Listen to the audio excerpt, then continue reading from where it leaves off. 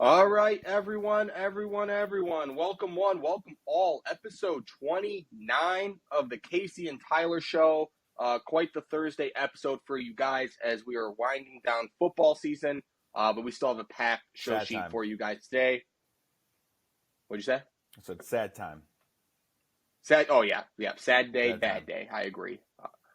Casey, besides it being a sad time, how are you doing on this Thursday? Oh, I'm doing fucking phenomenal. Last night, bowled my best series ever in bowling. Bowled a 672 series. I went 202 to what would I text you? I went fucking off last night. 246. I think I got in the 250s. Yeah, 202, 240. You said it was 202, 246, 240. And 224. Yeah. Yep. So the 246 Very good. Game, the 246 game, I went spare, and I think I threw 8 in a row, which felt nice. Oh my gosh! Felt like 7 in a row. You were dialed. Felt real nice.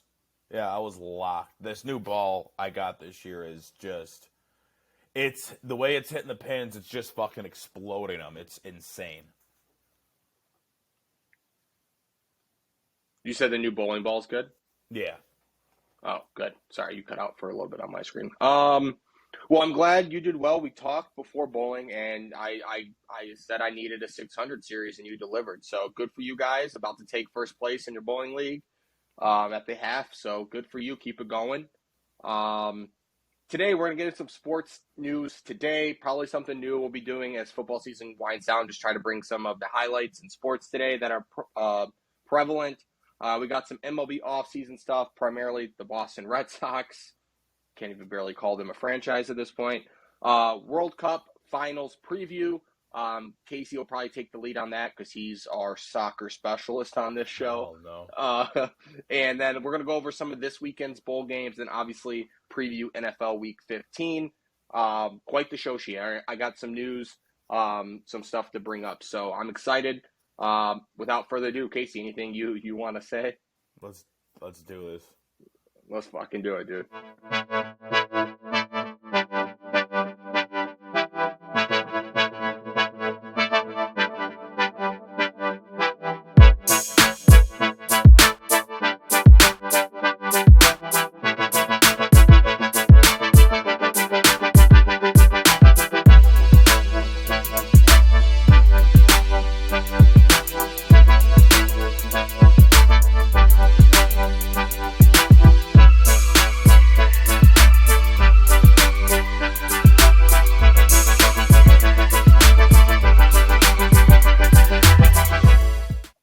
Casey, some updates in sports today. Do our best to keep this brief. The NCAA has named their new president.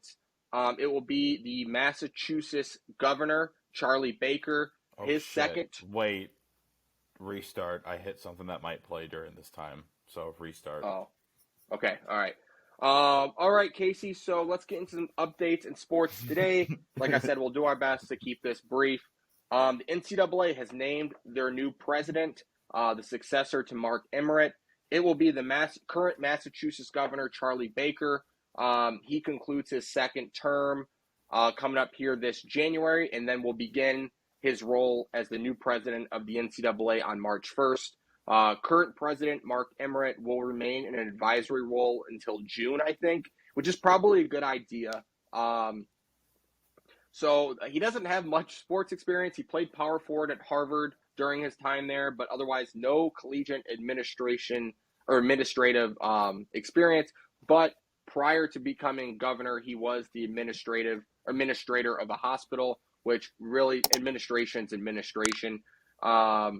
His background in policies and politics played a major role in his candidacy for NCAA president, especially with all the recent high-profile legal cases against the NCAA regarding like NIL and all that stuff. So I think they felt like he's a good person to be at the forefront of those issues.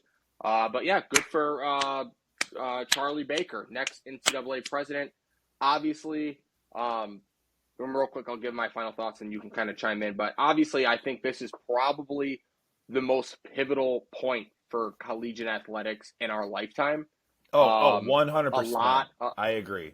a lot. Yeah, with the NIL transfers and all and the that, NIL, just there's so much fucking going on, and ridiculous. you need the right guy to steer this ship, or else college athletics as we know it will be no more. It's already not going to be how we knew it, but we need to salvage some of what makes it so great and why We need to fix it fans are before it just gets out of so. hand. Yeah, we at least need to, like I said, let's start steering the ship in the right direction. Yep. No idea if he's going to be the right hire or not. I know. So the University of Baylor University, whatever it is, their president is the head person on the NCAA committee, and so it was like her job to lead the search for this guy. And she had a quote that kind of sums up what I was saying just a second ago. But she was like, his leadership and his experience dealing with like navigating very complex legal issues is why NCAA knows what's coming, right? So, right. Hopefully that he gets it right. The one thing that I didn't love, and I'm not trying to be ageist or whatever, he's an old white guy, and you just hope that he's in touch with the way things are nowadays. And we hear this, it's as well as NCAA and our government. You just hope that they're in touch enough with what's going on, because you can't just keep running things the way they have been. Obviously, it's time for change, time to get hip, and we need to bring both sides together, and that's the NCAA, the players, the coaches, the conferences. We need to bring everyone together. Not everyone's going to get what they want, but we have to do what we can here. So, Right. It's crazy because Mark Emmert just signed a deal to stay president until 2025 or 27, and then I guess he was like, yeah, I don't want to do this anymore. So. He'll stay on in like I said, an advisory role until June. Probably just want to make sure he can answer any questions along the way for him. So we'll keep an eye on that. Like we said, pivotal point in collegiate athletics going forward. So, God, I love technology, dude. All right, Casey, we were talking about Drew Brees returning to Purdue to assist the bowl game. Well, that's pretty cool, I thought. Yeah. I like when guys do that. I like when ex players go to the college they played for and go and help them out, all that for like a bowl game, or just help them out at all.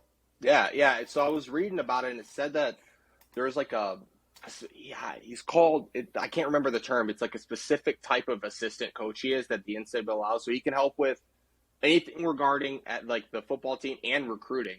So who knows, in his time there, they might have him make a few phone calls to some people and be like, hey, Purdue's great, Right. I did think it was weird too, so Jeff Brom, the former Purdue coach, left for Louisville, but his brother was like their O coordinator or D coordinator, and he's staying to help coach the bowl game. So it's like, wow, it's just a real family affair there down in Purdue. So right. Good for Drew Brees. He did say that he has no plans to get into coaching. He just wants to help his team in this transition period. I personally think he'd be a great coach. He's a good leader. That doesn't always mean you'd be a great coach, but I guess, this is a one-time thing for Drew Brees, but good for you. Way to go help out the Boilermakers. Go beat LSU. Yeah. They play number 17 LSU in the Cheez-It Citrus Bowl January 2nd. So, yeah, Drew Brees we'll talk about that, in 2 weeks? A couple weeks, yep. UCLA officially got the okay to join the Big Ten today. I thought that was already a done deal, but apparently the Board of Regents. So did I. I was surprised when I saw that. Yeah, I was like, what do you mean? I thought it was already done, but I guess they approved it, but the Board of Regents put a lot of conditions in place because their fear was UCLA leaving the Big Ten was really going to hurt the UC Berkeley campus, which I guess is like a subsidiary of UCLA or something like that. And they were like, you leaving really impacts that campus. So they put something in place where they're going to give anywhere from $2 to $10 million to that campus based on whatever the Pac-12 media deal is that they secure. They also included other conditions for UCLA to address the impact of the move on its student athletes, and that includes funds for mental health treatment, nutritional support, and academic support. So I think they were kind of like, hey, good, you guys can go, but just make sure you're still taking care of what's important here, which I thought that was kind of cool for the region to do that. They didn't just blindly say, go ahead, go make the money. They were like, look, if you're going to do this, keep in mind that we're still an academic and it's a student athlete, not an athlete student. So, yeah. I guess we'll be seeing. Surprising that they didn't do UCLA and USC at the same time. Like they didn't approve. I don't know. I don't know why USC hasn't been approved or what. Or I don't know. Or were they approved already and UCLA just had to wait? Had to have like this one meeting or something. Yeah, I don't know. Last big news here, and this is a big one. The National Labor Relations Board, NLRB, is going to pursue unlawful labor practices against USC, Pac-12, and the NCAA. So this is a lot. This brings me back to law school. So essentially what they're going to do is they are going to try to recognize college football and basketball players at USC as employees of their school, their conference, and the NCAA. They are going to pursue charges of unfair labor practices against USC, Pac-12, and the NCAA, and they are going to argue that athletes at USC are employees of those three groups and their rights have been unlawfully restricted. If successful, athletes who play men's basketball, women's basketball, or football at any private college in the NCAA would be granted the rights of employees, including the freedom to create unions. That's huge. As you know, unions primarily are what, like in MLB, NFL, they are the ones that get the bargaining agreement done, the collective bargaining agreement done. Yeah. So if they're able to have people represent their interests, then they now have a voice much bigger than what they have now. The same person that's representing these student athletes was previously involved back when Northwestern was trying to unionize, but the NLRB back then said they didn't have a strong enough petition. Because they're not petitioning to unionize this time, but instead are attacking the unfair labor practices, no matter what, an administrative law judge has to hear the case. If he agrees with the NLRB, then the NCAA's only option is to appeal in federal court. So, as we just mentioned with the new president coming on, I think this is the exact type of thing they're hoping he can navigate.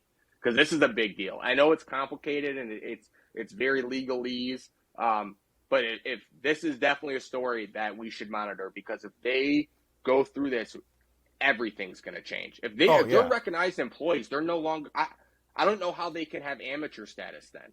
No, they can't. I mean, I don't know how that's going to work out. I sent a text to a few former sports law professors asking what this is about, and I think one of them might come on the show during his holiday break. Keep you guys posted about that. That would be good because he would be able to break this down in like layman's terms, and that might actually help us understand it a little better. Even with me taking sports law, some of this stuff it's just really complicated. So we'll keep an eye on that. That's crazy. That's insane. Basically, the National Collegiate Players Association gave a quote: "Gaining employee status and the right to organize is an important part of ending NCAA sports business practices that illegally exploit college athletes' labor." Personally, I think they kind of have a case, only because they make so much money off these athletes. And it's like they gave them the NIL, and that's not enough, I guess. I don't know. And, I mean, my whole thing is, like, you pay these guys to go to your school. So it's like, I mean, you're paying their tuition. So it's like, I mean, there's what? That's, I mean, I didn't go to college, so it depends. At University of Michigan, for an out-of-state person, that could be upwards of $100,000 a year. Yeah, so it's like you're paying someone, like in your, not a year, but in your total time there or whatever. Yeah, but I see. It's like you're paying someone that much to go to your school, so it's like, okay, well, we're gonna take that out of what. Okay, then you're paying for your school. There's no scholarships at this point. Right, and that's gonna be interesting to see how this all shakes out. The fact that the NLRB was like, they would not have filed this, they wouldn't have gone forth if they didn't think they had a case. So they clearly feel like they're in a better position now than they were back in 2015 when Northwestern was trying to do it. I think the way things the landscape has shifted, I think they're like, hey, look, a lot of people are like they are employed. I don't know. I don't know what side. I'm all for playing the players, but it feels like it's getting out of hand. Like, I don't know what the happy medium is. I mean, I say if you pay the players, they pay for their tuition at college at that point. Or it's like, I don't know. There has to be a happy medium.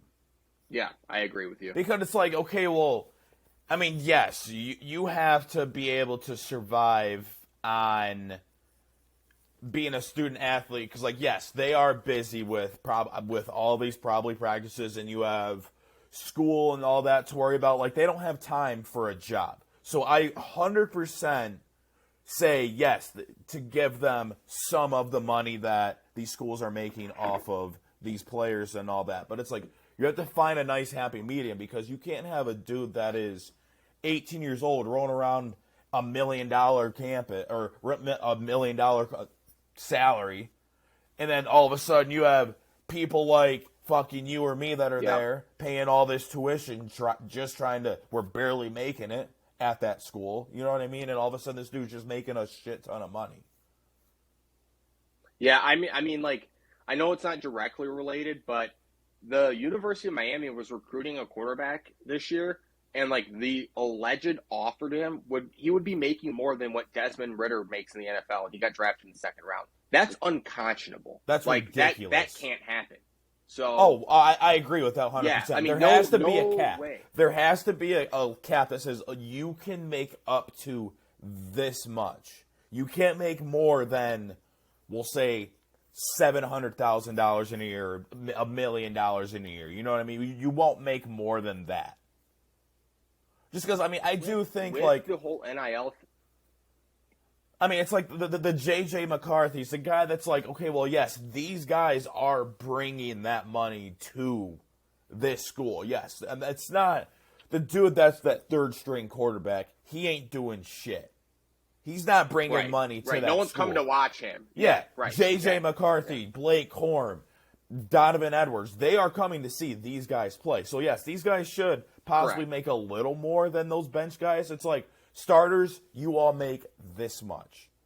Bench players, you all make this much. If you're second string, you might make this much. I mean, depending on how much playing time you have. I mean, there has to be a nice even all across the board. And it's a percentage, not a dollar amount. It's a percentage and how much that team brings in. And so one thing that I know, like, the NCAA got wrong is when they finally approved the NIL stuff, they themselves put no structure in place. They said, all right, go ahead, do it, but it's up to the conferences. So all the conferences have different rules regarding it's the wild, wild west. So I think, like, the NCAA needs to reel it back in and be like, let's put some structure in place. Yep. No more laissez-faire. We're not going to leave it up to the states anymore. We are, as the federal governing body, I know they're not federal. I'm just acting like it's federal government versus state government right now.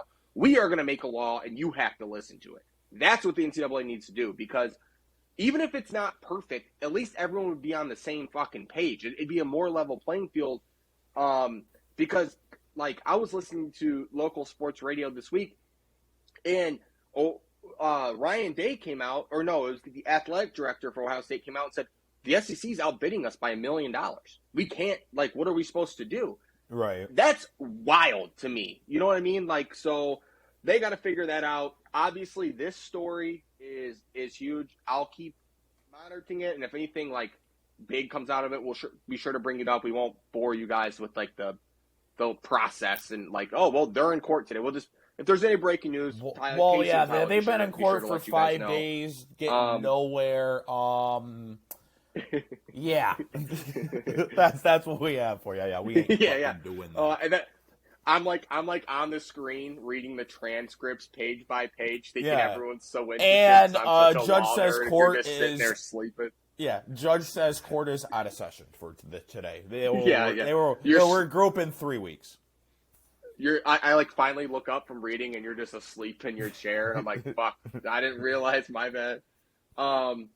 One thing real quick, because we recorded and we didn't have time, let's just real quick, Mike Leach, man, you're going to be much missed, Coach Leach. I know this is a kind of an older story now that this is coming out on Friday, but we just didn't have a chance to talk about it.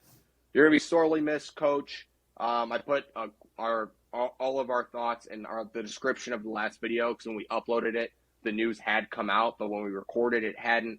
So I just wanted to take a second real quick and just be like, Coach Leach, you're a legend, man. Sorely missed. Pretty cool. Mississippi State's still going to play in their bowl game to honor him.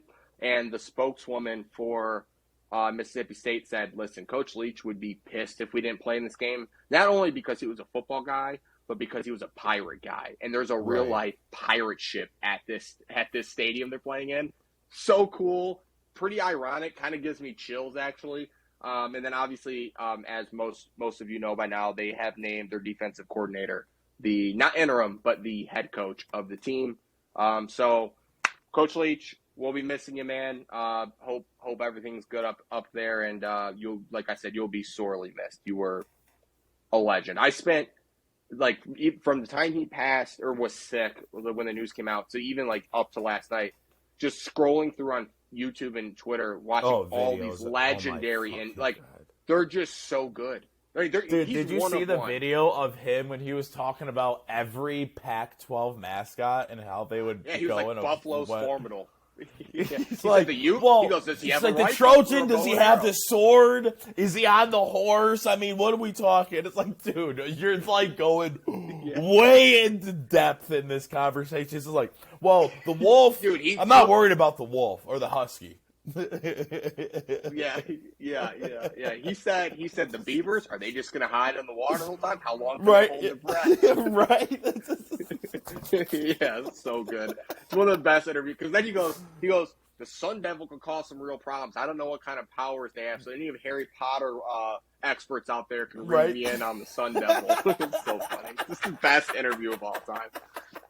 And that's the thing. That's why everyone liked him so much. Because it was supposed to be a silly question, but he took it very seriously. And he was like, I'm going to give the best answer I can give all the time. So, I fucking love that, man. I was telling my dad. That guy's fucking hilarious. When Lincoln Riley was playing for him or coaching for him, I can't remember what it was. I think it was playing. They were it was super late at night, and there was 4 people in the room getting the game plan together for the next game. It was late, and Mike Leach answered his phone. Lincoln Riley didn't think anything of it.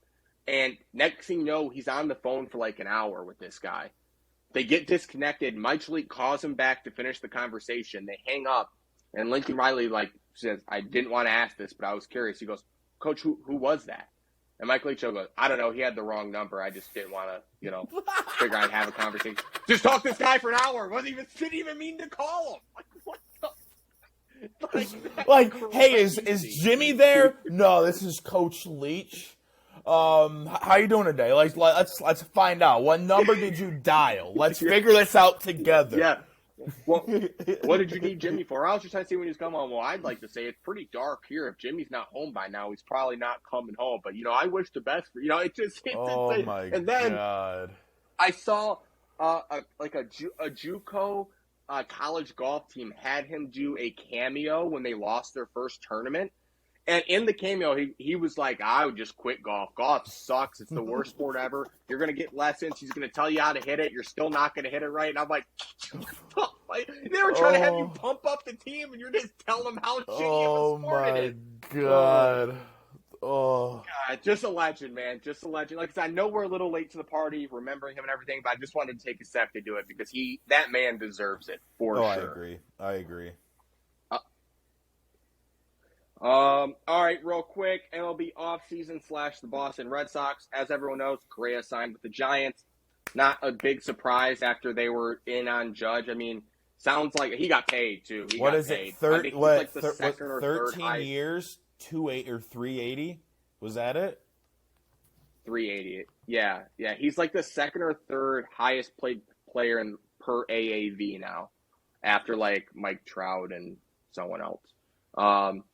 I'm not surprised by this. The Giants, their owner is desperate to have a star there. He was going to get somebody this offseason.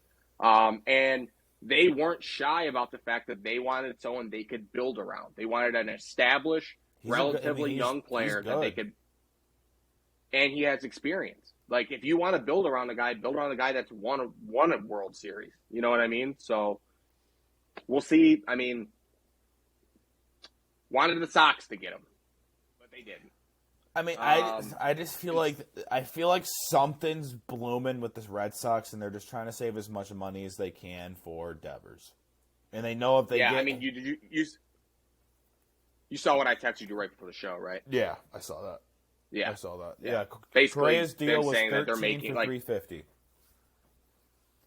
Yeah, fuck. What is that? That's just under 35 a year. It's only 26 a mil. Almost 27. Yeah. 26. I mean, it's still a fucking piss ton of money. I'm not saying it's only 26, 27 mil. No, it's still a fucking piss ton of money, but yeah. So instead of signing Correa, you know what the Red Sox did today? They DFA'd Jeter Downs, who was a pivotal part of the package for Mookie Betts. So he's just no longer with the team. That trade looks worse by the day. Oh, well, what did they get? I mean, they got Verdugo, they got Jeter Downs, and they got another guy.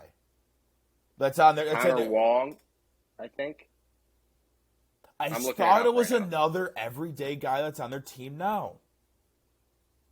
I'm looking. What's his name? It was Francie.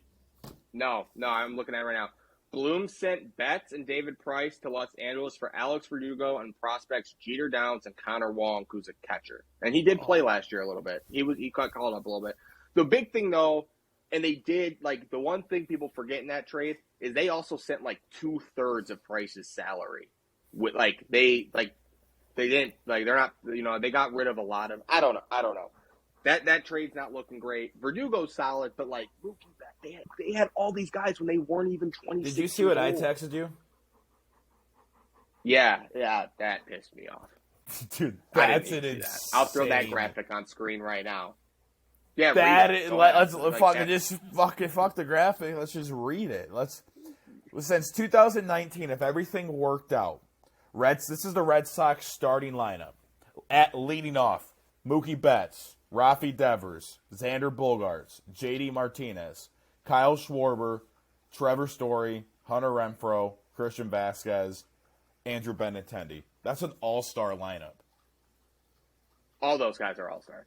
You can't bat around that or pitch around that. When the worst hitter on your team is Hunter Renfroe, you're in a good spot. Yeah.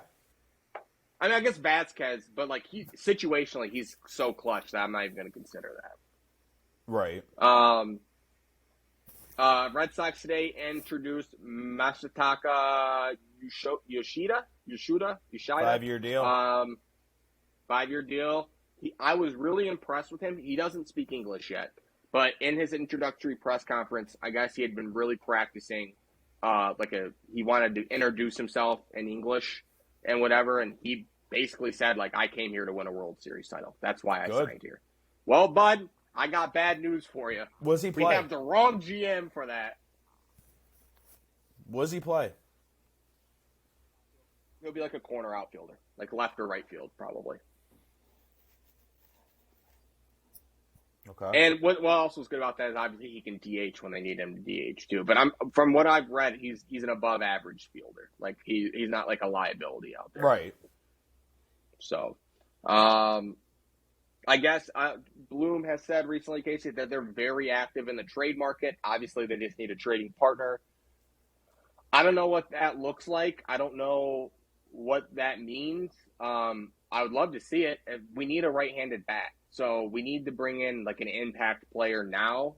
And I guess they're also very in on Dansby Swanson, the former shortstop for the Atlanta Braves and former Vanderbilt standout. I love Dansby Swanson. Not only does he have a great head of hair, he's just a good clubhouse guy and a good player. My fear is because the shortstop market is so juiced right now that in order to get him, you're just going to overpay. And I agree. He's not worth $30 million a year. He's just not. So that's my fear is that they're so desperate now because they've missed out on a bunch of these guys that they just say, fuck it. I mean, if you look back at Trevor Story's deal, his was very affordable. What's his name? Marcio Mayer? probably 2 years out. Do you think so? I can tell you what his ETA right now is to the league. Give me 1 second. I mean, because what if they just think that he's going to be something that in the next year or two, and it's why sign someone when he's going to be something? So you know according what I mean? to MLBprospects.com have his estimated time of arrival in the big leagues at 2024. He was in high A ball last year. He's only 20 years old. I mean, didn't he move to Double A? I thought he moved to Double A at some point. I swear he moved to Double A. He was high A. So I'm looking at his stats right now. He was in their single A, and then he went to single A plus, which is I think it's what they call high A ball. Good numbers, but he's just still so young, man. That's the problem.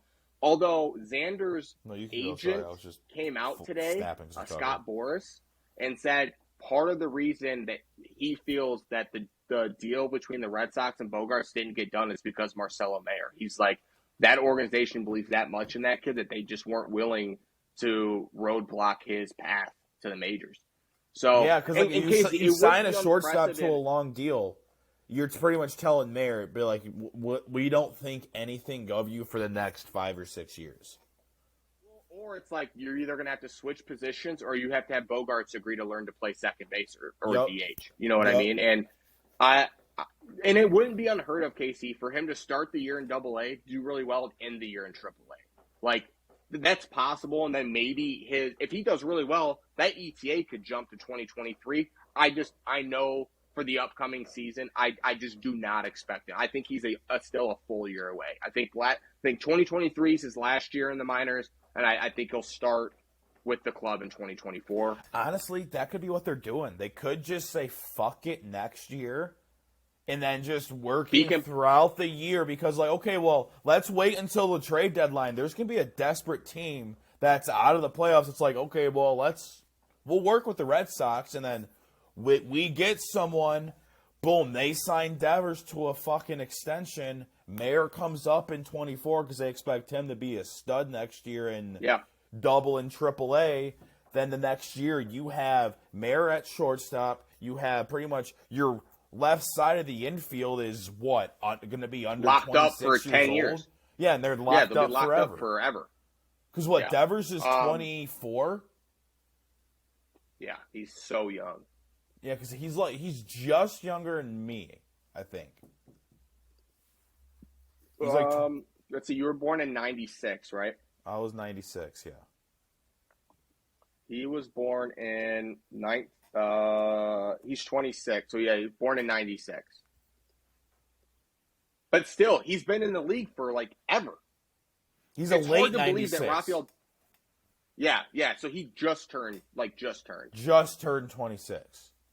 Yeah. So he'll be 26 all of next season, is what we're agreeing, I think, on the same thing. We are. Yeah. Listen, if they get Devers' extension done, I will forgive the rest of the offseason. But if we go into the season and that's not done, that's going to, dude, it take the whole season. It'll be like the Aaron Judge saga this year. The whole season will be about where's he going, not about trying to win something. So they got to get that done. But that's all I really got for the MLB. Nothing really happened in the last couple of days. I just wanted to vent and bitch about the Red Sox because all these guys are flying off the board, and we're tied to every free agent. We just never get them. Well, when you're a top tier team like the Red Sox, you're gonna be tied to everyone that's a big name in free agency. It is what it is. I mean, you're a big market team like the Red Sox. You're going to be tied to everyone in free agency because they're they're going to get this guy. Oh, well, that guy's off the board. Okay, well, what's the next guy? Okay, that's this guy. I mean, and Bloom's just not doing anything. He's just sitting on his fucking couch watching everyone go off the board. I'm just curious, they have to make more moves because what they currently have, they cannot feel it'd be a laughing stock to field the team with kind of what they have right now. So I mean, it's like I was kind of texting you about. I think it's one of those things to where I think they realized it's like, okay, well, we're not going to win games. Because, like, their offense last year sucked. And their offense, in my opinion, on paper was a really good offense. That, like, they could have scored a ton of runs, and they were only putting up 1-2 runs a game, if any, sometimes. I mean, it was bad last year sometimes with putting up runs, in my opinion, for the Red Sox.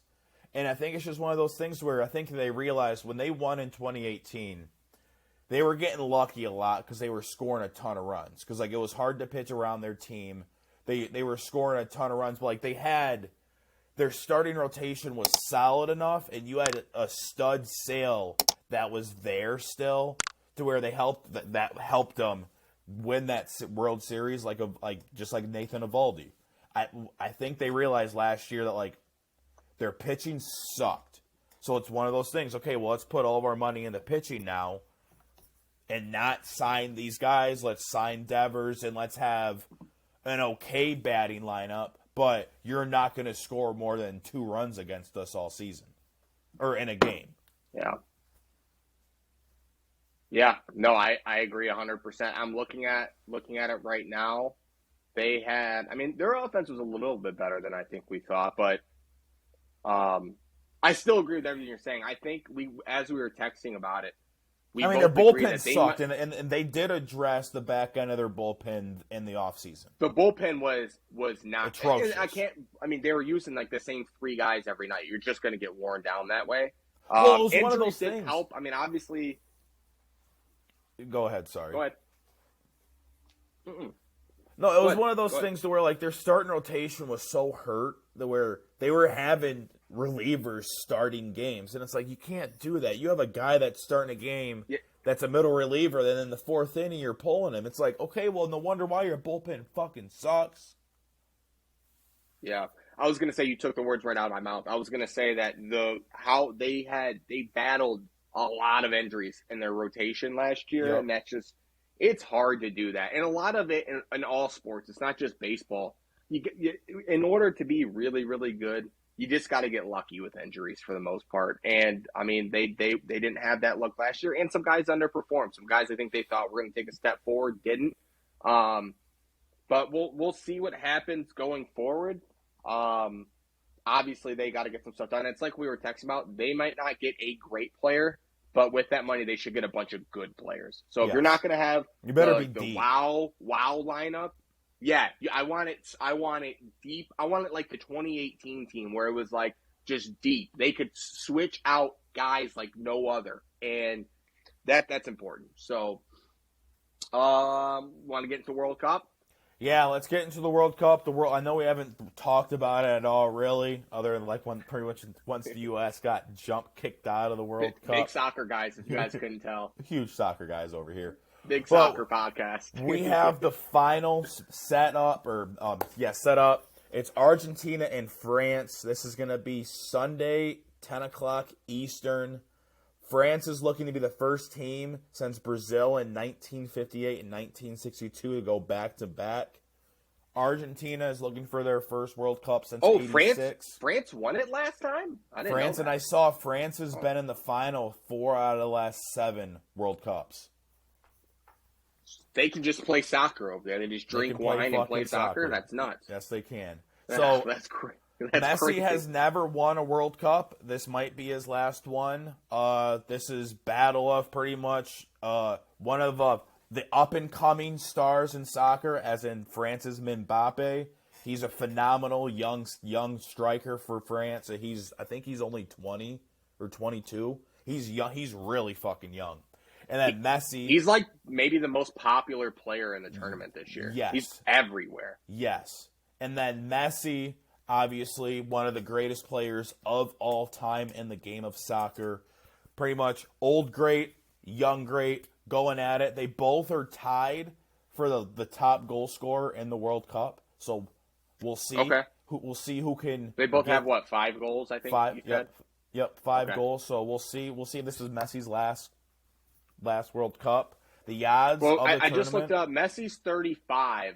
So I don't know how long people play soccer for. He might be in the next one because the next one he would only be 39. 35 seems old. That's a lot of room. I mean, it's a lot. I mean, it could be one of the things to where he's probably on the team, but he just stays on the bench, and he'll probably come in, like, second half for, like, 30, 40 minutes. You know what I mean? Like, come in early second half. Oh, just go get a goal. Go out, yeah. Go out there because, like like, a mentor you are or a good something. player. Yeah. So, I mean, we'll see what happens with him in his career. The odds of the World Cup, Argentina looks like they're the favorites to win it. They're at plus one, Barely.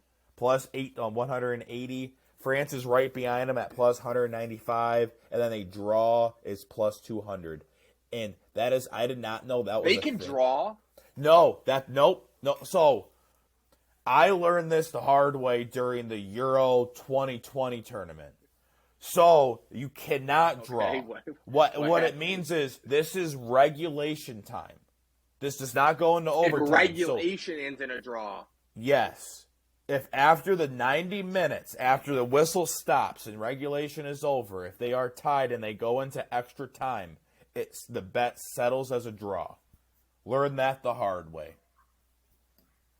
Okay. Forgot who I bet on in the Euro 2020 tournament. I bet him to win it.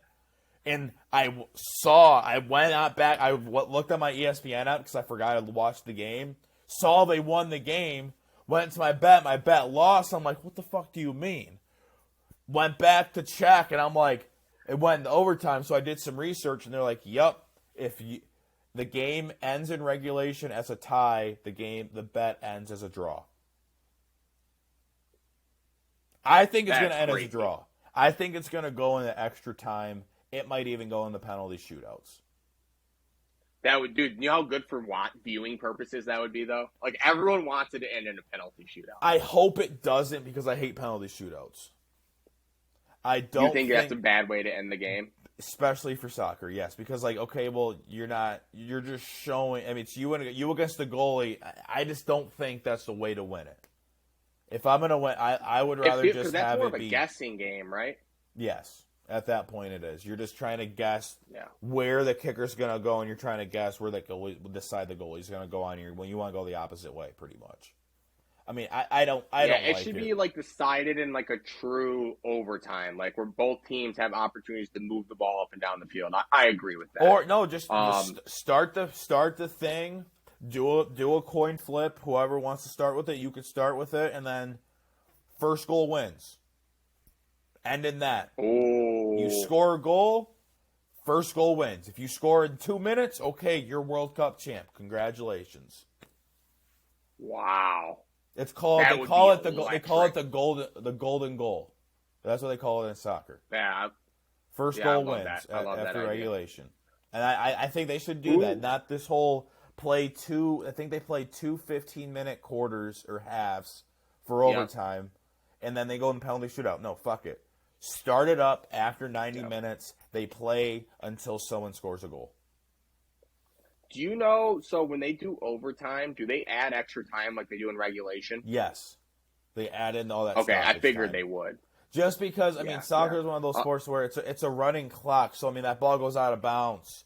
You have that, I mean, it's only maybe a second or two because they have the ball boys. But it's like you have guys that try to take advantage of the time and, like, draw a foul, lay on top of the ball, and, like, slowly get up, walk away. It's like you see it in football too all the time. Yes, you see it in football all the time. Like late in the guy's like laying on top of the dude with the ball, so he can't rush back to the line of scrimmage. It's kind of similar.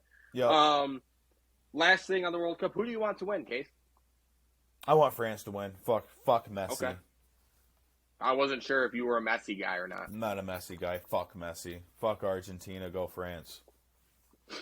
I don't have an opinion. I just want to see a good game. I don't really care either way. But I'll ride with you. I'll say go France just because I'm a good friend. Fuck it. Right. Yeah. I think France is more of our ally than Argentina probably. So, yeah, let's go France. All right, Casey, it's time. It is time. It is officially bowl season. Bowl season.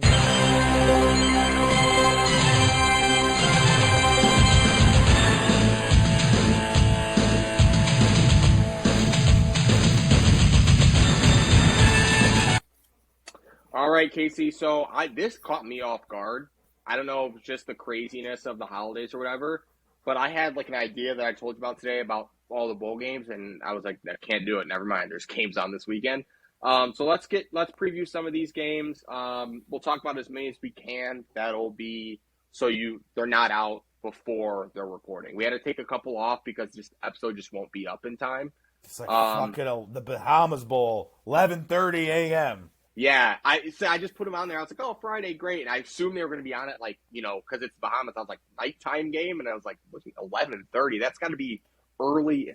Well, I don't know if it's later there, or earlier there. Anyway, let's start off here with the games on Saturday. This Saturday, December 17th, we're starting off with the Fenway Bowl, Cincinnati versus Louisville. You didn't want to name the sponsor of the bowl? That's all it said online. It didn't give me a sponsor. Oh no, I'm just asking. You don't want to name the whole bowl name. I'm just saying. Oh, I guess none of them have it on here, huh? None of them have it on here. The article I had just didn't have the sponsor. What's the full name? I'm not even gonna try to name this company name. Oh, come on, dude. Nope. I gotta look it up now. Nope, we're good. The Fenway Bowl. Louisville 2-point favorites. Over under sitting at 40. I hate games at football stadiums. Oh, it's the Wasabi Fenway Bowl. Wasabi Bowl. Yeah. Yeah. That's what I said. So yeah, did I get through it? Louisville -2 over under 40. I didn't hear if you said that. Yeah. Yeah. Okay. All right. Good. Sorry, I didn't mean to cut you off. No, go ahead. Did you see the setup for the Fenway Bowl? Yeah, I hate it. It's so ugly. It's so ugly. Well, this is the second time. Half the field, you can't even sit on half the field. There's no sideline over there or no seating. Like, it's gonna be like only like. Well, you'll be able to sit on the monster. I know, but like on that whole other side, you guys can see it on screen right now. There's just no seating, so it's like half the sideline isn't even gonna have anyone sitting there. What do you mean? It's gonna be weird. What half? The half the players are gonna be on? Yes. The side the monster's on. Hold on, I'm pulling it up. I'm looking at it right now. Yeah, so the side where the player's on, I mean, they're just not going to be like on top of them. Is what? Well, yeah. Like, there's a whole like. Well, it's at a fucking baseball stadium. Yeah, I know. It's stupid. I mean, having a football game at a baseball stadium is stupid. What are we doing? It's also not the best. Just the general layout of Fenway Park isn't great for who was it the Dolphins that always made it work because they played at they shared one of the Oakland. football teams used to Oakland. Was it Oakland? Yeah, they made it work because the Coliseum's so big you could like naturally make it look like a football field. Fenway is just such a clunky you played layout. On dirt still. This part of the field was on the infield. Yeah. I mean, at least here that they at least took out the whole infield and it's all grass. Yeah, I think this is the second game at Fenway because I think Notre Dame played there. They did the Shamrock. They did the Shamrock series there one year. They did. Fenway, great baseball park. Just not sure it's the best venue to host a bowl game. Hell no. No. Well, let's get to it, Casey. You got any thoughts on this game personally? Honestly, no. I'm just gonna go with my gut. Let's go Cincinnati money line. I think they're gonna win this game outright. I'm not gonna. Fuck Louisville, and let's go over 40. I think bowl games tend to have a ton of we have points. the interesting complex in this game is both of these programs both the coaches are gone. So that's kind of interesting. So I don't know what to expect from either team. Whoever wins this game is whoever is going to be has the best senior leadership and the most guys that are actually going to play in the game. Right. And what I don't know is I'm assuming they're not like the coaches that aren't going to be there. They're probably not coaching the bowl game. I don't know for sure, but I'd be surprised if Luke Fickell's going to coach it. That's like most of the time, like the program will be like, nope, you're leaving, get out. You know what I mean? Yeah. Like you don't get to have your cake and eat it too, type of thing. I'm with you. I think Cincinnati gets this done. They've just been a more consistent program over the years. Louisville has been up and like there's points of this year where I was like Louisville sucks. Yeah, I agree. That's why I'm going with Cincy because I'm like I just went back through this year. I'm like, there's times throughout this year where it's like I thought, like, how was Louisville a college football program? Yeah, same. I'll take the over as long as the weather's not going to be bad, guys. I don't know off the top of my head. Sorry, but I'll take the 40. It's just not a lot of points. Bowl games usually it's pretty pass or offensive heavy. So give me the over in that one. Okay. Moving on to the Cricket Celebration Bowl, Jackson State versus North Carolina Central. Is Deion Sanders coaching this one? He is.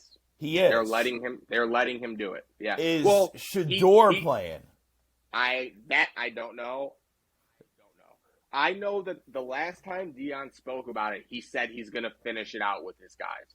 Whether Jackson State is going to accommodate that request is yet to be seen, because I did see, like, there was some pushback where they were also kind of like, no, fuck you. You're leaving us high and dry. Go then.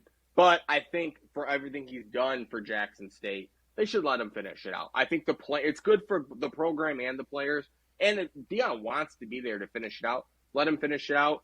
They just better not get their ass kicked, because that'd be a bad way to go out. I agree. And I agree. Again, I don't know if Shador's playing, and I don't know how good their backup is. Obviously, we don't get to watch a lot of Jackson State football. But just because of how dominant they've been, give me Jackson State in this one. Yeah, give me Jackson State minus 14, and let's go under. Yeah, I like the under as well. Let's go under 55. Yep. Next game, Casey, the Las Vegas Bowl, Florida versus Oregon State. The what? The Las Vegas Bowl. You missed some words. The SRS Distribution Las Vegas Bowl. Why didn't you put them in the show sheet then after I did all this? Because I didn't realize it until I I didn't look at any of the college games. You just look at NFL. What website you on? I'm not ESPN app. Okay. Go ahead. I gotta pull this up because you're pissed. I gotta get the sponsors. All right. I gotta get the sponsors, dude. The SRS Distribution Las Vegas Bowl, because I'm more locked than T-Web. We have Florida versus Oregon State. Oregon State is a whopping 10-point favorites. Over/under sitting at 52.5. Yeah, Florida. I like Oregon State here. I don't think Anthony Richardson's going to play. This is just the new reality we live in. A lot of these guys that are going to the draft just aren't going to play in these bowl games. Especially if they're first or second round guys. Oh, especially then. Yeah, and a lot of and also it's not even a New Year's Six bowl. It's meaningless for the most part. I like Oregon State. I love what Oregon State did this year. They were highly competitive, and you did not want to play them. I don't know what it is. I kind of like Oregon State. I don't know what it is. When I was younger, I really liked their baseball program. They hate them. Really? Hate Oregon State, but love them in this game. Hey, yeah, I hate Oregon State. Okay, fair enough. I get them and Oklahoma State confused. I just fucking hate Oregon State. They have like this stupid same colors. Dude, their jerseys, football jerseys, suck. But I love Oregon State in this one. Give me a minus 10 and over under. Let's go. I'm going over. Oregon State can score the ball. Yeah, let's go over. Let's go over in that one. Yeah, I like the over, and it's in that new Raiders stadium. Obviously weather is going to be great. I think that atmosphere is going to lead to some points. Right. All right, I got the sponsors now, so I can do. You want me to do it since you don't know the sponsors? I got it. We have the Jimmy Kimmel LA Bowl present. Jesus Christ, that's a fucking mouthful. You can go. Stifle. Yeah, the Jimmy Kimmel LA Bowl presented by Stiffle. Washington State versus Fresno State. This is going to be played at SoFi out in California. Fresno State minus 3.5, over under 53. This should be a good game. This really should be a good game. I think this is going to be one of the best games of the slate on I agree Saturday. with you. I agree. You give me your thoughts first. I'm going to take Fresno State because I think whenever they get a chance to play a team like Washington State, I think they're going to be excited for it. I think they're going to be ready to go. So give me Fresno State, and I like the over. I think a lot of points are going to be scored in this one. Yeah, give me the over, and I'm gonna go Washington State here. I think they're gonna win this game outright. So give me Washington. Okay. But I'm. You know what? Just give me on plus 3.5. Okay. I like the plus 3.5, but I think they can win this game outright. I'm trying to see because the Fresno State's not in a Power 5, right? No, they're in the WAC. WAC. Okay, yeah. So that's what I was saying. I think they'll be like juiced up to play like a Power 5 school or Mountain West. Yeah, Mountain West. I'm Mountain West. Yeah, I'm Mountain looking it up West right now. Yep. Okay. Yeah. So give me Fresno State. I agree with your. Washington State's probably the better team. I just think Fresno State will be jacked up for this one. Jimmy Kimmel, I guess, had some funny things to say about this game. Fucking bowl game name. You made it as an individual when someone's just naming a bowl game. Yeah, but this is the Jimmy Kimmel LA Bowl brought to you by, like, are you, fuck you, dude. Yeah. Yeah. So, let's see, we got the Lending Tree Bowl.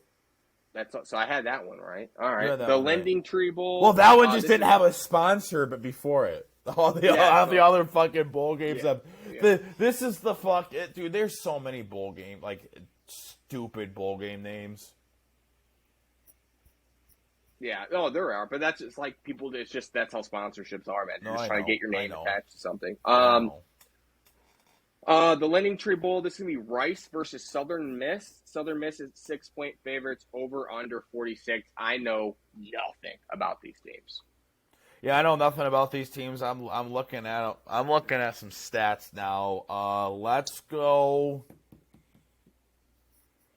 under 46, and let's go Southern Miss -6. Wow. I knew you were a Brett Favre supporter, even though he stole from all those poor people. Dude, I knew it. Rice is a 5-17. I'm kidding. I'll take the under in Southern Miss as well. Rice stinks. They were lucky to make a bowl game. I mean, both these teams were, but I think Southern Miss probably handles this one. So do I. The next bowl game, it's just called the New Mexico Bowl. Yep. So this must be a state-sponsored program. SMU versus BYU. Southern Methodist University is -4. They're favorites. The over-under at a whopping 64. Casey, what are your thoughts?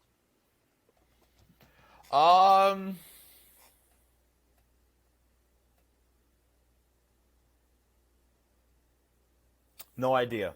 No idea at the moment. My guts, you know what? I'm just gonna go with my gut because usually when I go with my gut with BYU games, I'm okay with them for the most part. You got a good read on that team. Give me SMU -4 and let's go over 64. Yeah, I got the over in this one. Initially, I was leaning towards BYU, but the problem it's unclear. Like I didn't get like a definitive report on who's playing for BYU or not because they have a bunch of seniors that, like, even though they're later round draft, but they got like a couple tackles and guards that are being looked at, and then their quarterback they're saying could go like late in the draft, and I couldn't find anything definitive really about like who's playing or not. But even then, SMU. They gave some teams some fits this year. I mean, I know BYU did as well. SMU can score a ton. They can score a shit ton. And so for that reason alone, I'm going to go SMU -6 or -4, excuse me. And I love the over in this one. I love the over. I think if both teams get cooking, this could be a good game. It really could be. I agree. Okay, so let's see. Does this one have a sponsor? No, It's just the Frisco Bowl. No, okay. It does. This is presented by ServiPro. Oh, see, I'm on this one. Doesn't even have that. Not locked. So the Frisco Bowl presented by whatever Casey said. North Texas versus Boise State. Boise State 10.5-point favorites. Over under 59. You know what? I'm doing the same thing. Give me North Texas here. Yep. I smell an upset here. Yep. Smelling something in the air. Smells like a fucking major upset. Yep. I got North Texas as the one. I think are they the Green Machine? Something like that. Yeah, yeah. And they're relatively like new. You know what I mean? So, the Mean Green. They're the Mean Green. Give me the Mean. I know it was something green. Yeah. Or green something. I knew some green was in their name. I knew that. Yeah, and they came alive the past 2 to 3 years, I think. Last year they were in a bowl game. Yeah, they've been. I know at one point, it was before we were doing the podcast, I think we were on the game just talking, and I started reading all the Division I programs in Texas. There's so many. A ton.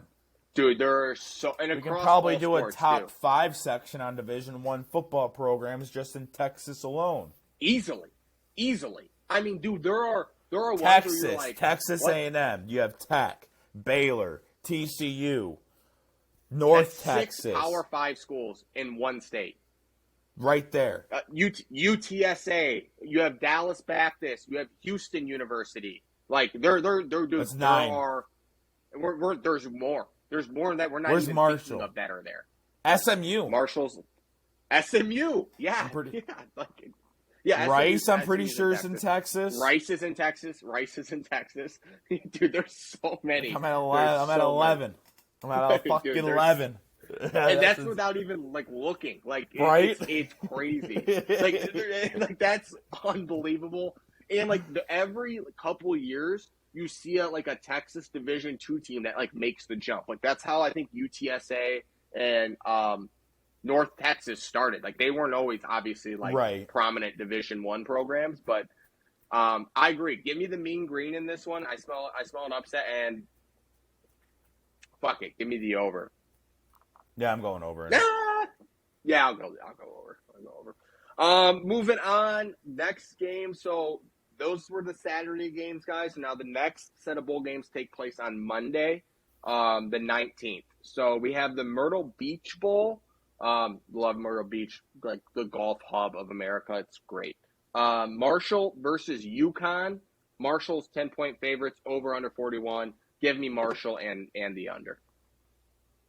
I don't think UConn's gonna be able to score. Yeah, give me Marshall and the under in this one. Well, 41. I was looking at the 41. I know that makes me nervous. Like a 31-10 game and you're over. You know what I mean? Over. Marshall minus 10 in the over. That's what I'm going with. Yeah. Shout out to UConn, turning that football program around. Made a bowl, guys. Good job. Good job, Way to UConn. Go. Way to go. Good job. Keep plugging away, Huskies. You'll be in the CFP in 40 years. Don't worry. Next set of bowl games, Tuesday the 20th.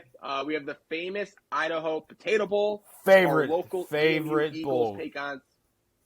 Favorite bowl name. Oh, dude, the Idaho Potato Bowl is great. It's great. It's great. We have our local EMU Eagles taking on the San Jose State Sharks. Maybe. Fuck them. Fuck San Jose State. Fuck San Jose State. Yeah. They fucked me a couple years ago. Fuck them. Fuck them. They're 3.5-point favorites. Over under 54. You got to tell that story in a second. Give me the Eagles. Give me the Eagles plus 3.5. I'll take the under 54 though. Give me the fucking Eagles. Give me the fucking Eagles. I'm going the EMU Eagles. Let's go. Fuck San Jose State. And I'm going. Yeah. Oh, what's the over-under? 54. Over. 54. Over. Yeah. Over. Oh, you got the over. Okay, EMU. I'm going under.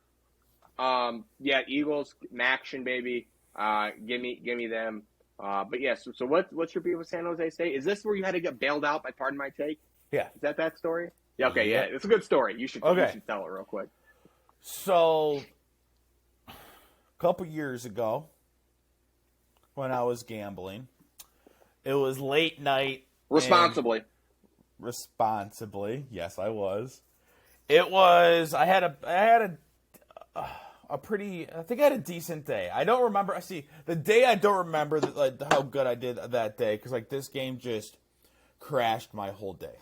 So I'm looking at the slate. It's late. San Jose's playing. It's probably midnight. It's probably midnight our time. It's like 11 o'clock, and I'm like, oh, there's a game. There's a game about to start at 11:30. San Jose State and Nevada. So it's a trap. I bet on it. Bet San Jose State to win in Nevada. Couldn't watch the game, or I was watching the game on, I think it was San Jose State's Facebook Live. That's what I was looking at on. That's how I was watching the game. Dude, that's how you know you have a problem. When you're on the school's website because they're not playing anywhere else. So, San Jose, hold on, let me look this game up. Because, like, I'll literally, it was...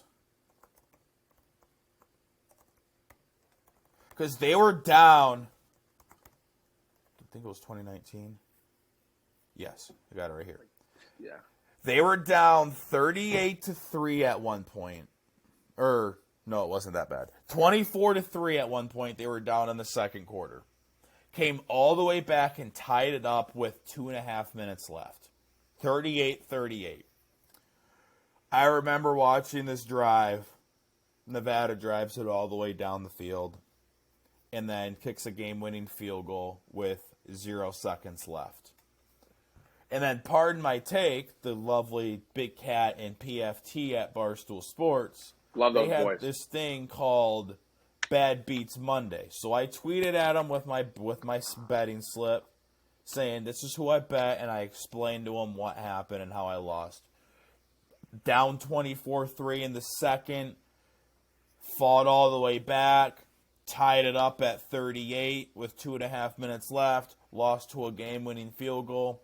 They ended up sending me my money for that bet. So, I mean, I love that. I love that. Love that. I will always love Big Cat and PFT, the boys at Pardon My Take, for that. Yeah, for sure.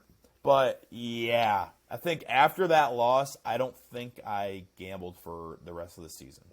Yeah, that was a tough beat. Well, needless to say, we both got EMU. We both got the over. Yes, both got the over. I can't remember if I said over or under, but I'm taking the over, even if I said under, whatever. Next game on that Tuesday, the 20th, we got the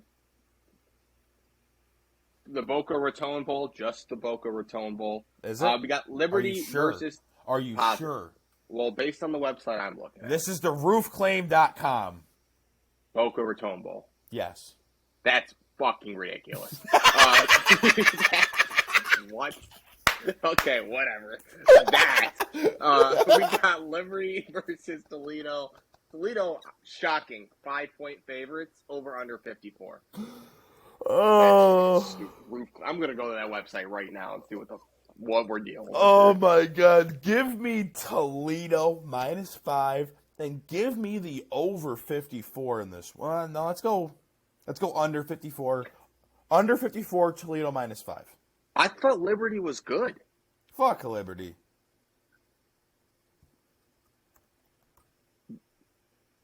Well, their coach is leaving too. That's the problem. Because Hugh Freeze is going to Auburn, right? Yes. Yeah. Yes. Yeah. You can get a job at roofclaim.com. I see that. Yeah, it's a nice website. I like the colors. Decent website. Proud sponsors of they're sponsoring another whatever. God, it's so hard to read how teams are going to respond when their coach. Yeah, I hate bowl games. That's why I don't really bet bowl games. Just because I don't either. If anything, I'll touch totals, but yes, but it's one of those things. You don't know who the fuck is playing in them, and it's like I'm not. No idea. Yeah, I can do all the research. It's like I don't. I mean, that's a lot. I mean, yeah, I could, but even then, you don't know how a kid's going to step up and respond. You just don't know. There's not enough. So I don't know. Give me Toledo, just because Hugh Freeze isn't going to be there, and I don't know. Liberty might be like, well, that was fun to be relevant for 3 years. Right. Did you take the over? Under. Yeah, I think under too. Toledo plays more of a stingy style of football. Historically, one of the best teams in the MAC. Shout out Toledo. Shout out Coach Doug's. Yeah, I'll take the under in this one too. But that does it for our bowl preview for this week. Obviously, yeah, well, I think we'll talk more Tuesday about it, and then what I was thinking we should do. I was going to talk to you after the show. Is we do Wednesday, Thursday, Friday games Tuesday, and then Thursday we'll do Saturday. Right. Like, you know what I mean? Yeah. Like we'll figure out how to be able to touch all the bowl games within our shows. For sure. Yeah, and obviously we'll do like a special show that mainly focuses on the college football matchups, so we got some time for that. But yeah, that does for that. Happy betting. Good luck if you're an alum or a fan of any of these teams. Congrats on making a bowl game, guys. That matters. That matters. Don't let anyone tell you that the Lending Tree Bowl doesn't matter, because it matters. All right. Or the roofclaim.com. Boca Raton Bowl. Boca Raton Bowl. Yeah. That's a fucking mouthful. It's like that Jimmy Kimmel one. Yeah. All right, Casey. Time to move on to NFL 15. Let's cue the music.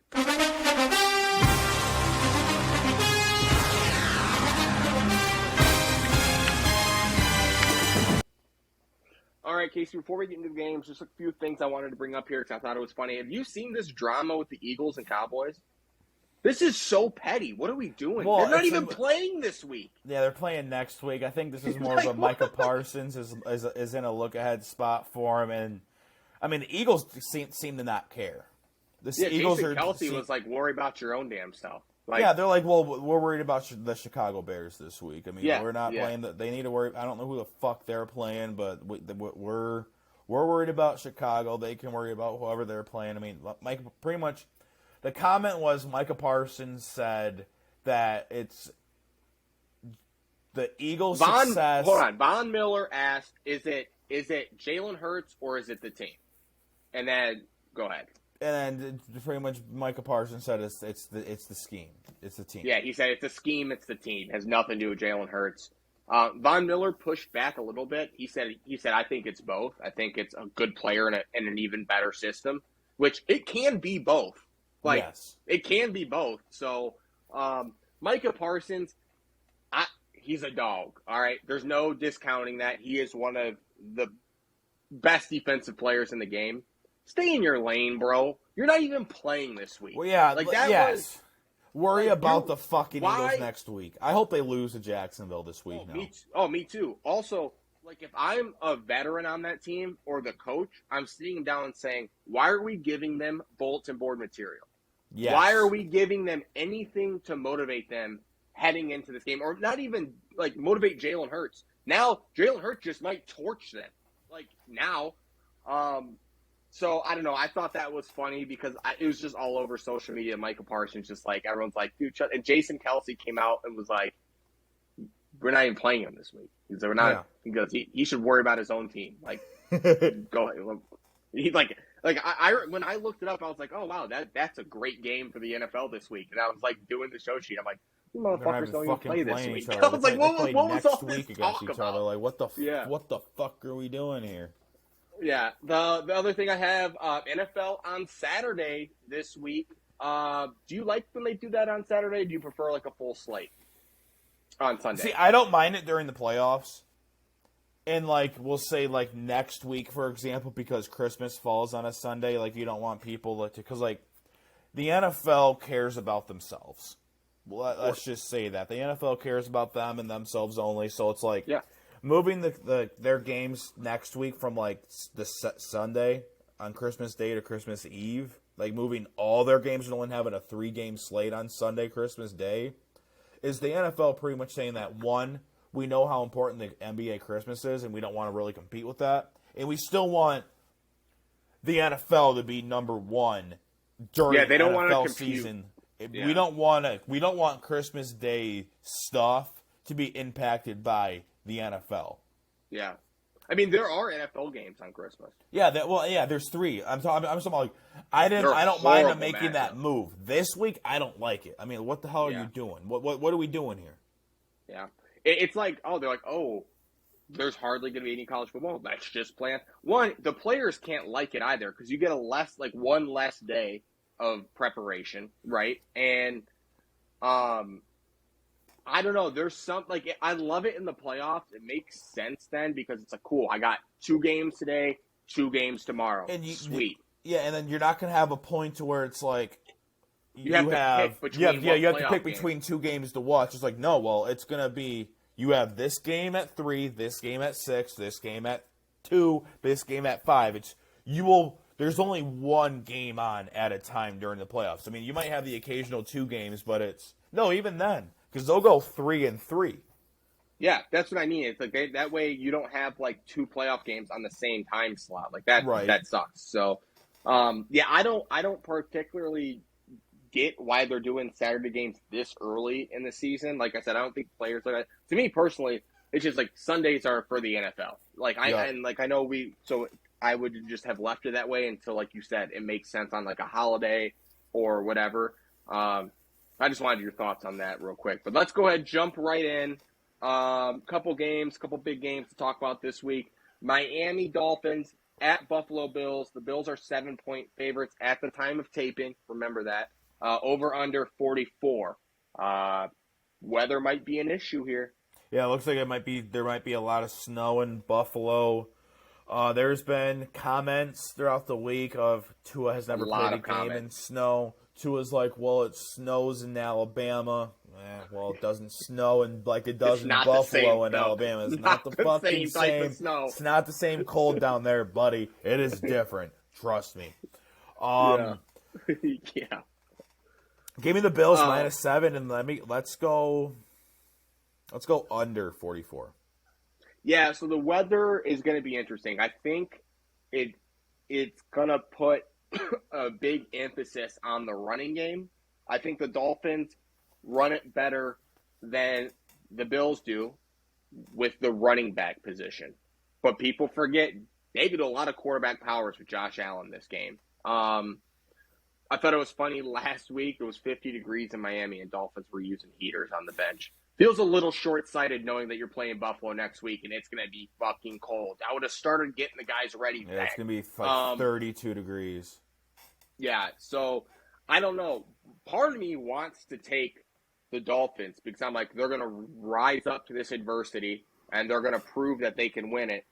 But I think the way the Dolphins punked the Bills already early in the year, I think the Bills at home are going to be ready for this. They embrace playing in that weather. I agree with you. Give me the Bills and the under, primarily due to the weather for the under. Yeah.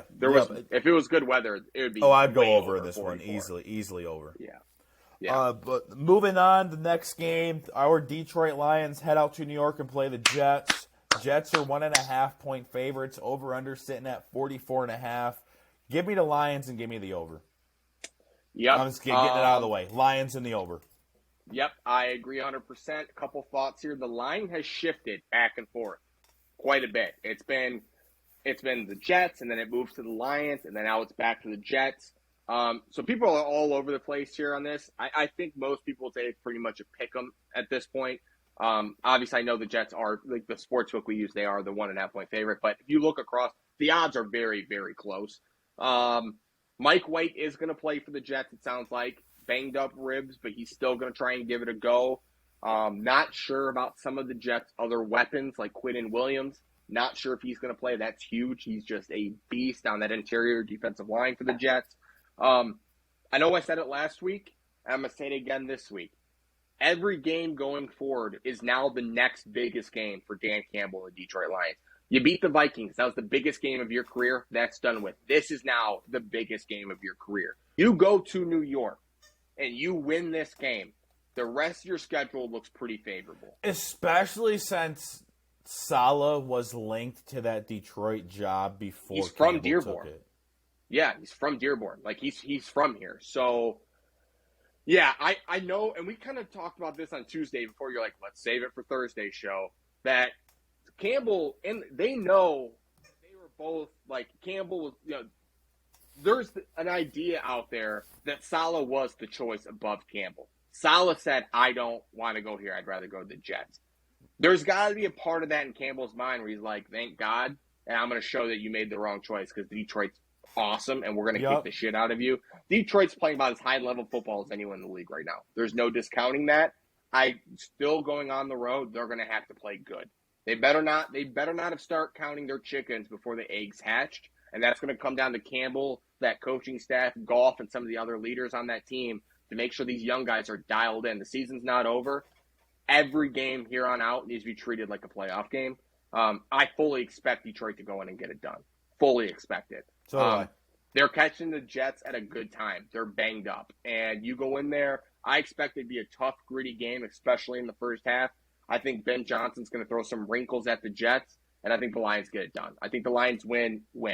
I'm not going to put a score on it because I'd be happy if they won by a point. You're on the road in December. It's tough to win anywhere. So let's just go in, play our football, the turnovers, get after the quarterback. I expect – what's up, Tucker? I expect keep an eye on Mike White. That's the thing. If they bang him up early, we could see Zach Wilson in the game. That's even better for the Lions. Yes, I do agree with that. You see what's in my hand right here? It's Kool-Aid. I'm drinking it. Oh, I've been drinking it for the past couple weeks. But moving on to the next game, the New England Patriots head out to Las Vegas and play the Raiders. Patriots, pick them. Half-point favorites, pretty much fucking pick them. Over-under sitting at 44.5. Give me the Patriots here. Give me the Patriots, and I'm going to go under 44. So the only reason I really put this one on is because obviously it's Josh McDaniels, back playing his old team, the Pats. And, I think Belichick's I know the Pats stink, and there's been a lot of drama with Mac Jones and Matt Patricia and all these clips of Mac Jones screaming on the field, brushing Patricia off. I still think Belichick outcoaches McDaniels in this one. I like the weapons the Raiders have better. I mean, Jacobs is quietly having one of the best running back years he's ever had. But I agree with you. Give me the Pats in this one. Give me the over. Okay. Moving on, the Tennessee Titans head out to Los Angeles to play the Chargers. Chargers 3-point favorites. Over/under sitting at 46.5. What are your thoughts? Big game, playoff implications here. Chargers still in that bubble. Obviously, they need some help, and they got to win their games, but there's still a chance for the Chargers here. Tennessee, as we know, leads their division. They're just clinging on. This is a tough one for me because I could totally see the Chargers winning, but it's getting that time of year where with the type of offense Tennessee plays and the way they really like to beat you up, it's tough to play them. I don't know. Give me your thoughts first. What are you thinking? I think the Titans bounce back from their 3-game losing streak that they're on. I think they win this one, and I'm going to go under 46.5, and I'm going to go Titans winning it outright. Yeah, I'm kind of in lockstep with you, man. And this feels like a game the Titans go in and win. The Chargers just haven't been able to hit that stride consistently all year. And even some of the games they've won, it's been like, not super convincing. It does feel like Herbert's taken a step back this year. I know been banged up. It feels like Brandon Staley as a play caller and as a coach has taken a step back. It felt like this was the year the Chargers really going to cement themselves as we are the main competitor to the Chiefs in this division, and they just didn't really do that. But I agree with you. I think this is a get-right spot for the Titans. I think they go in and be a big win on the road for them and really get them cooking and get some momentum going for them into the playoffs. Feels like a game Mike Vrabel is going to be ready for. I agree with you. Give me the Titans, and I'll take the under too. I think it's going to be a grinded-out type of game. Right. Moving on to the next game, the Cincinnati Bengals head down to Tampa Bay and play the Buccaneers. Bengals are 3.5-point favorites. Over/under sitting at 44. Bengals and the over.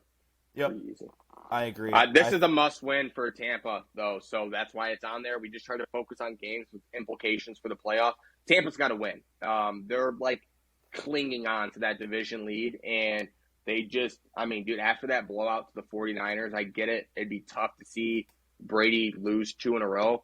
This is not the team that you want to be playing right now. The Bengals are starting to find it, and – it's Joey B, man. I think Joey B smelling that there might be an avenue. I think if the season ended today, the Bengals would be in the playoffs. And I think Joey Burr smells that. I think he's like, dude, we're about to get back. Let's get cooking. I agree with you. I think did you Yeah, I agree with you. Okay, yeah, sorry. -4.5 and over 44.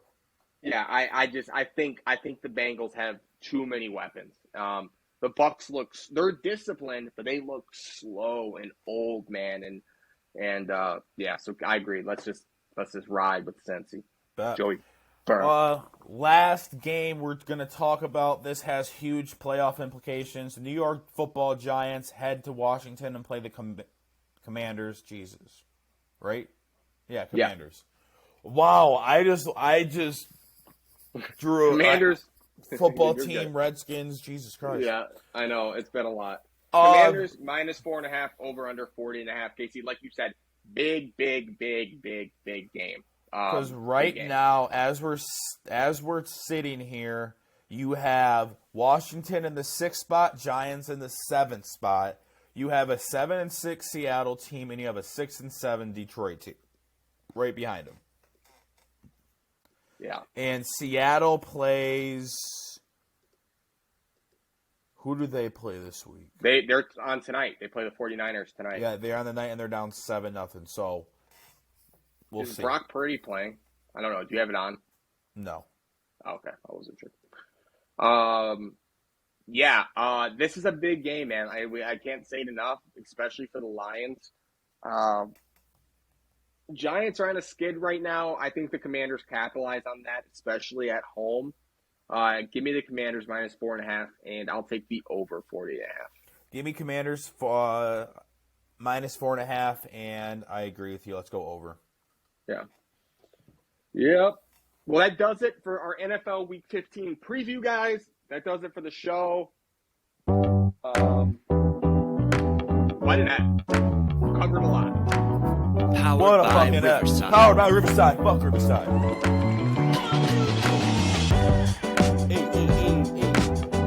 See you guys next week. Hope you have a wonderful fucking weekend. Love you guys. Love you guys.